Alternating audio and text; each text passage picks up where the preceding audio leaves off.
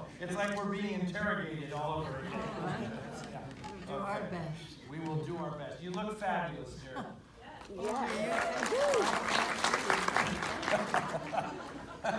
I want to start by just saying, before we get into this film, that Genevieve was kind enough to mention the film that Marsha and I made together. 10 years ago, we made our film together, and it was the greatest creative experience of my life, was directing you in that film and learning so much from you and hearing your stories about, and it's fun when you're directing someone in a film and they tell you, you know, that's not exactly the way Orson would have done it. I never said that. Or William Wyler had it slightly different. Okay, it was the greatest experience ever. But now we're going to talk about this film today, None Shall Escape. And I know that in addition to being a tremendous actress, you were also very politically active, and that I'm sure it meant a lot to you to make this film at the time it was made, when Hollywood was not really making films this politically acute, shall we say, in terms of what was actually happening in Europe. So if you can just provide these people, as someone who lived through World War II, what it meant to make a film like this at that time. It was simply a great privilege that I felt so lucky to be given. Okay, and as always, you play someone in this movie significantly older than you were at the time you played the part.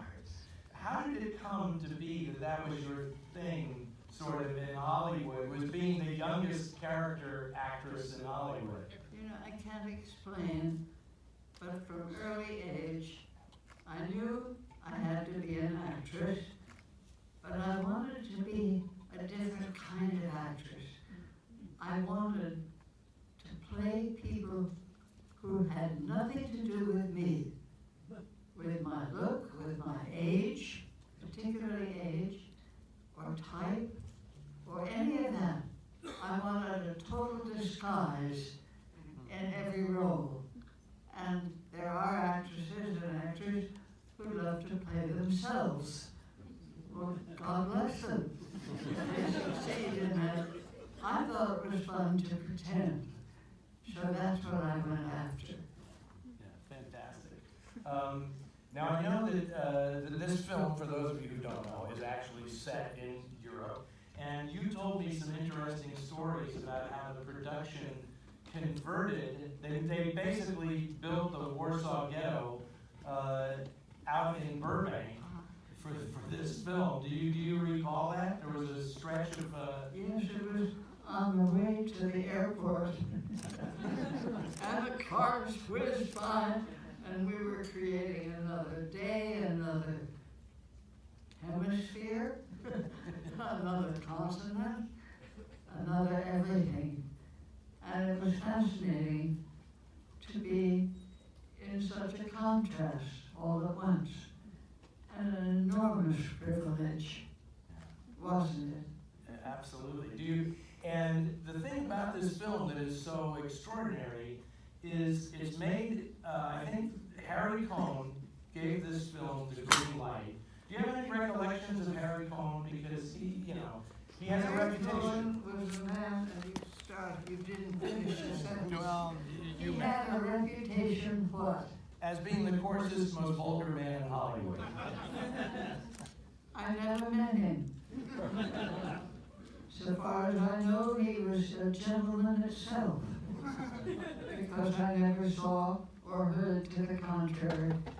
But Harry Cohn, whatever his social manners might have been, knew good films. And he had a kind of courage, I think, about the films he chose to make, for which he deserves great credit.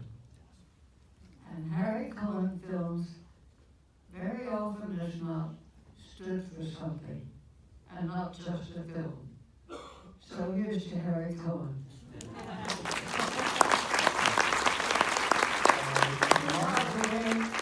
I never met. But Marsha is absolutely right, because in the same year that None Shall Escape was released, Columbia also released another picture called Address Unknown, which also looks at the same subject, an extraordinary film that only now is sort of coming back into circulation. But the thing that's extraordinary about this movie is it was made and the war was not yet over, right? The war was still being contested. The outcome was not known. Yes. And yet the film dares to predict what would become the Nuremberg war crimes trial. And extraordinarily, this is a film, you know, at the time, it was very common for American movies during the war to make jingoistic propaganda pictures to boost our morale and convince us we were going to win and all these things. This movie does something very different. It looks at this from the enemy's side, and it talks about, here's how you make a fascist. Here's how you create a Nazi. That is the extraordinary thing about this movie and Address Unknown, which were both productions that Harry Cohen gave the green light to when other studios were very fearful of this. Think how important those formulae are. How to make a villain, someone who will be an enemy of the people. We need to pay very great attention to those how-tos.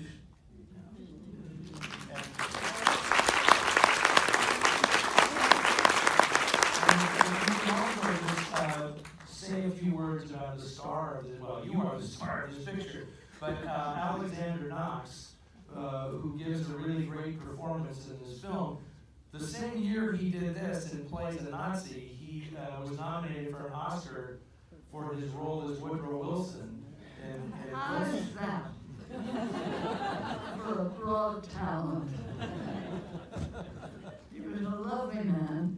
We became lifetime friends. And when my husband and I got to England, they took beautiful care of us. And we had a lovely reunion over there. So it was worth many things besides the joy of working together in kind of an important story, I think. Yes, definitely. Do you have any recollections you can share of director Andre Dutton, who I think is hugely underrated and a very interesting and eccentric character as well? Bondi, as we call him, that was the nickname he chose. Bondi Dutton was irresistible. I tried and I couldn't. Wow. Breaking news. Breaking news. What will the vloggers do with this? Bondi was indeed a gifted director. He was also more personable, more entrancing, more irresistible than almost anybody I had met up to that point. You take it from there. Wow. Okay. We're not going to do better than that as a close, okay? So with that, I was also a damn good director. Oh, yes. Absolutely. I can't wait for this movie to start. And Marsha, seriously, you have been just this bright light in my life, and I know the lives of so many people who just see you on the screen. I feel so fortunate to know you as a friend and as a colleague. You are the best. I kid you not. This, ladies and gentlemen, is what human beings should aspire to. Marsha Hunt.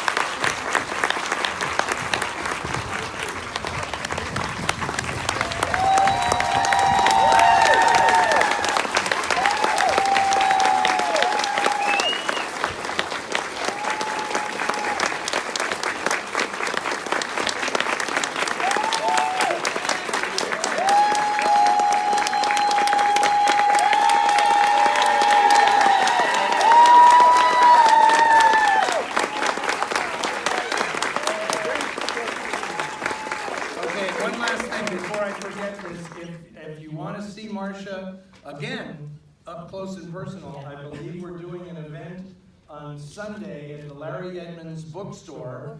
Marsha will have her fantastic book, The Way We Wore, which is about her life and fashion in Hollywood. I don't know exactly the time, 11:30 at the Larry Edmonds bookstore on Sunday morning. Okay, so if you can make that, it will be worth it. Okay, again,